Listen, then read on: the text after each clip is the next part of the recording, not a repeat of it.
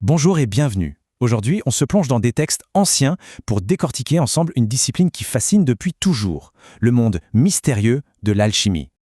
Alors, quand on pense à l'alchimie, la première image qui vient, c'est souvent celle de la transformation du plomb en or, n'est-ce pas?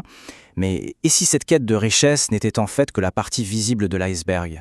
Si c'était la part la moins importante d'un art bien plus profond? Pour vraiment saisir ce que l'alchimie, il faut d'abord réussir à regarder au-delà des mythes populaires, au-delà des histoires de trésors et de pouvoir. Bien sûr, comme le souligne notre source, le livre d'or de l'alchimie, des mots comme richesse, pouvoir, immortalité, ça frappe l'imagination, c'est certain. Mais tout ça, ce n'est souvent qu'un voile qui cache un objectif bien plus grand, bien plus subtil. Et voilà le point crucial. En réalité, la transformation physique du métal, ce n'était souvent qu'une métaphore.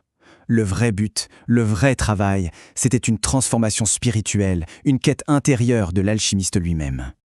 Mais alors, une question se pose. Si l'alchimie était une quête de sagesse, pourquoi était-elle entourée d'un tel secret, d'une telle prudence? Eh bien, la réponse se trouve dans les dangers, bien réels, qui guettaient les alchimistes à chaque coin de rue. Il suffit de regarder les textes alchimiques. Ils étaient volontairement obscurs, écrits dans un langage symbolique, une sorte d'argot presque indéchiffrable.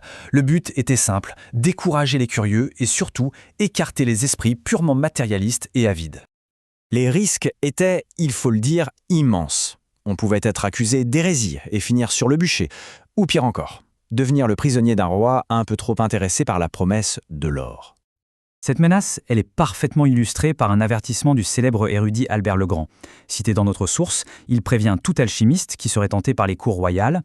Si tu réussis, ils te garderont en captivité perpétuelle pour travailler à leur profit. Le message est clair.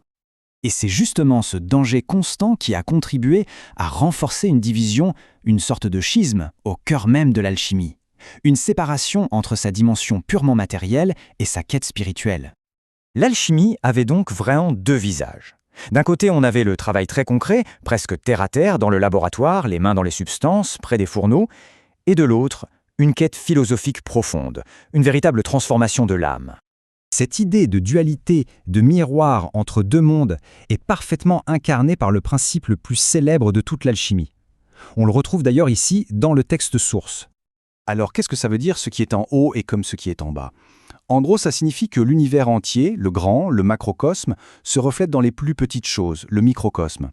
En comprenant les lois des étoiles, on pouvait espérer percer les secrets de la matière sur Terre et peut-être même les mystères de sa propre conscience.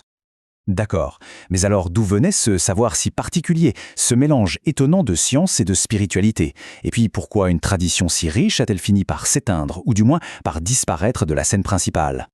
Le voyage de l'alchimie, c'est une histoire qui s'étend sur des millénaires. C'est un véritable pont, une passerelle entre le mysticisme des temps anciens et la science de l'ère moderne.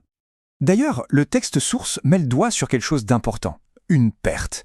Autrefois, les artisans, les orfèvres, les verriers, les apothicaires, ils avaient une connaissance intime, pratique de la matière.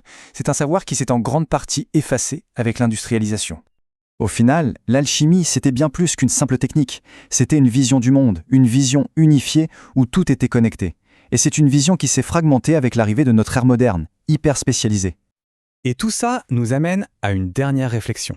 Une question qui résonne particulièrement aujourd'hui. Dans un monde qui est dominé par les données, par la spécialisation à outrance, quelle valeur peut encore avoir une quête de sagesse qui, elle, cherche à unir le visible et l'invisible, la matière et l'esprit? La question reste ouverte.